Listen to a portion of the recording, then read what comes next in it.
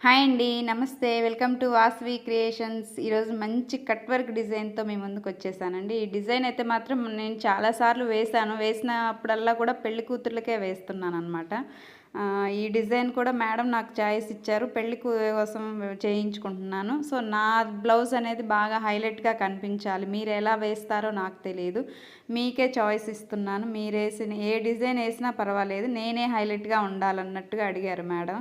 So, వారి కోరిక మేరకు నేనైతే ఈ డిజైన్ సెలెక్ట్ చేసి ఈ బ్లౌజ్ మీదకి ఇదైతే బాగుంటుంది. శారీలో కూడా మ్యాక్సిమం ఫ్లవరింగ్ థీమ్ అంతా కూడా ఇలానే వచ్చిందనమాట. సో, అందుకని చెప్పేసి ఇది కూడా అలానే వేశానండి. మ్యాక్సిమం ట్రై చేస్తాను శారీలో ఏ ఫ్లవరింగ్ థీమ్ వచ్చిందని చూస్తానండి 1కి 2 సార్లు.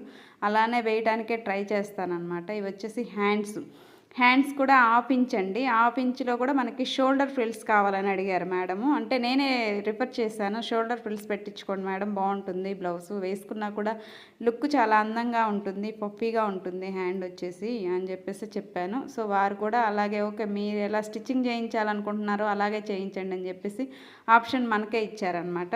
టోటల్గా బ్లౌజ్ స్టిచ్చింగ్ అయిన తర్వాత ఇలాగే వస్తుందండి నీట్గా. మాత్రం ఫినిషింగ్ మాత్రం అసలు బ్లౌజ్ పట్టుకొని చూసుకొని వేసుకుంటేనే ఆనందం అంటే ఏంటో తెలుస్తుందండి. పప్పు అని చెప్పాను కదా, పప్పు కూడా వేసానండి పై సైడ్ అంతా.